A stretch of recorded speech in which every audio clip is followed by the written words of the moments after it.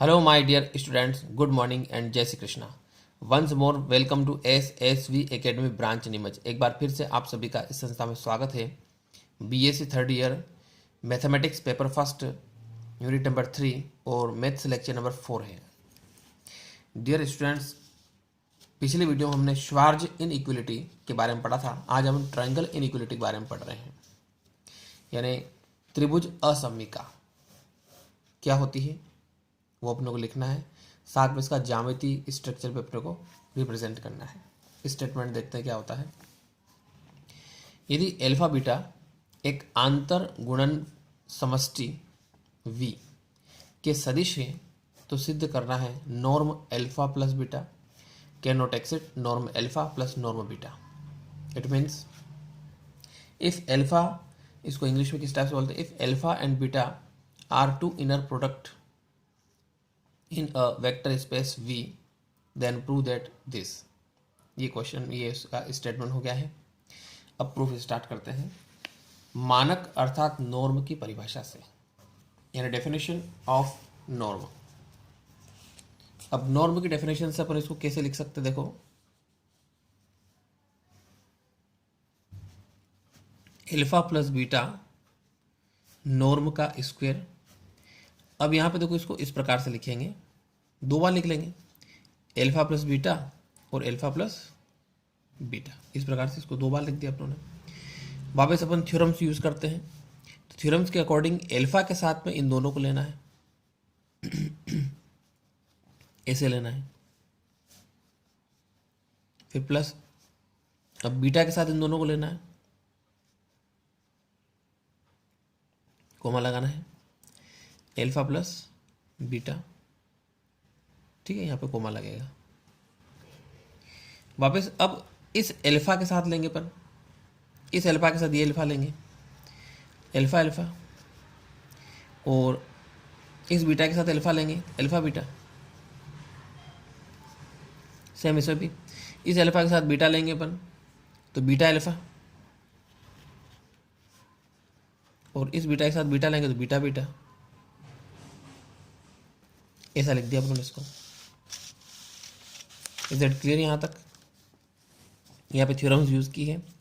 एक बार एल्फा के साथ एल्फा को ले लिया, फिर बीटा को ले लिया, इस प्रकार एक बीटा के साथ में एल्फा लिया और बीटा के साथ में बीटा ले लिया। इस प्रकार चार अलग अलग इसके पार्ट हो गए। अब यहाँ पे एल्फा एल्फा का मतलब होता है नॉर्म एल्फा का स्क्वायर, प्लस ये ऐसा कैसा हो गया एल्फा बीटा, प्लस इसको अपन एल्फा बीटा लिखें तो इसके ऊपर बार लगा दें, प्लस नॉर्म बीटा का स्क्वायर, ऐसा हो जाएगा। अब इसके बाद देखो क्या होता है, नॉर्म एल्फा का स्क्वायर यहां से यहां तक ये आ रहा आपके जेड प्लस जेड बार। क्या आ रहा देखो, जेड प्लस जेड बार आ रहा है।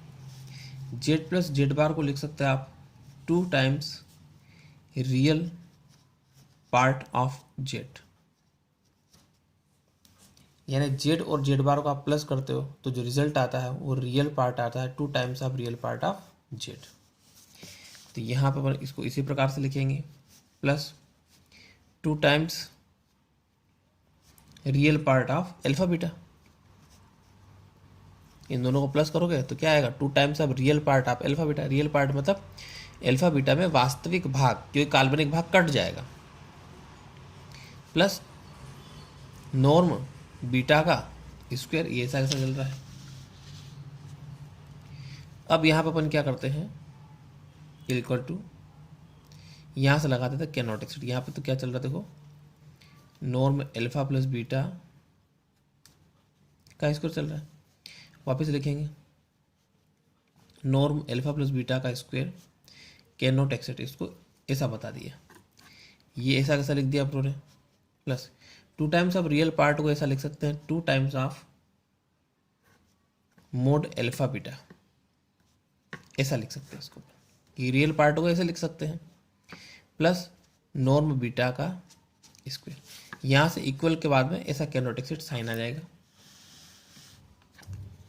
अब क्या करना देखो, इसको वापस can not exist, norm alpha का स्क्वायर प्लस यहाँ पर अपन श्वार्ज की असमीका लगा रहे हैं। श्वार्ज की असमीका से 2 टाइम्स आप अल्फा बीटा, इसकी जगह लिख सकते हो आप norm alpha into norm beta, ऐसा लिख दिया अपने, प्लस नॉर्म बीटा का स्क्वायर। इधर रीजन देना पड़ेगा। रीजन में क्या दिया अपनों ने, श्वार्ज असमीका से, और श्वार्ज की असमीका क्या है वो भी अपने को थोड़ा सा बताना पड़ेगा। श्वार्ज की असमीका होती है mod of alpha plus beta, alpha beta sorry, और cannot exist norm alpha norm beta, ये श्वार्ज की असमीका होती है। तो यहाँ से इसके जगह अपनों ने यहाँ पे ये लिख दिया, साथ में 2 टाइम्स रहेगा, 2 भी रहेगा। Clear, cannot exit. अब यहाँ पे फार्मूला लग रहा है a² plus 2ab plus b², तो a प्लस बी का होल स्क्वायर बन रहा है, यानी इसको ऐसा लिख सकते हैं norm alpha plus norm beta का होल स्क्वायर।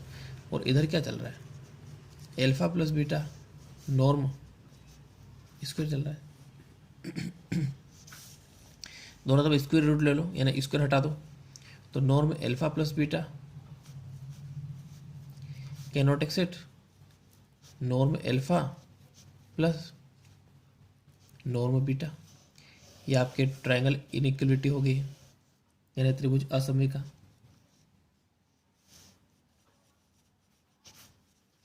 यही त्रिभुज असमीका है।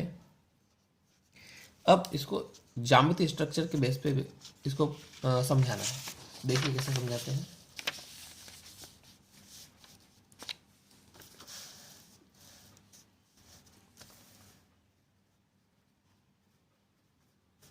यानी ज्यामितीय व्याख्या करते हैं इसकी,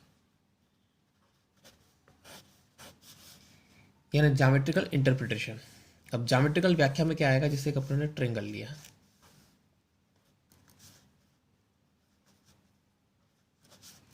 निम्न त्रिभुज ABC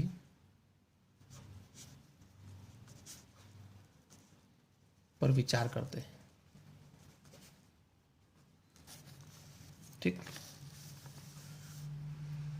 discuss on this triangle. एक ट्रायंगल हो गया, कोई सा भी एक ट्रायंगल बना लो।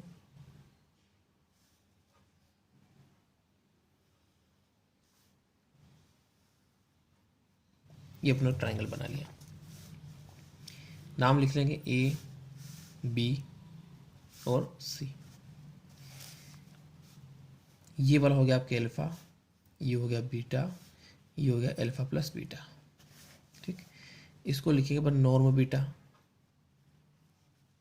यानी इसकी जो डिस्टेंस रहेगी यहाँ से यहाँ तक, इसको बोलेंगे नॉर्म अल्फा, ये डिस्टेंस, और इसको बोलेंगे norm alpha plus beta.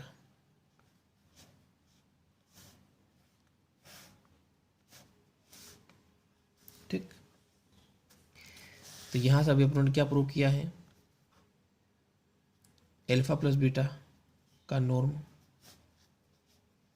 Cannot exit norm alpha plus norm beta, ये प्रूव किया। देखो वैल्यूज पुट करते हैं अपन, ये क्या है AC cannot exit AB plus BC।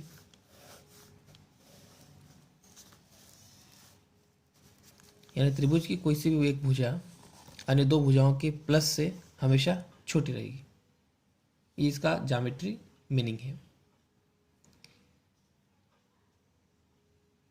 Okay dear students, ये वीडियो आपको कैसा लगा कमेंट जरूर करिए एंड थैंक्स।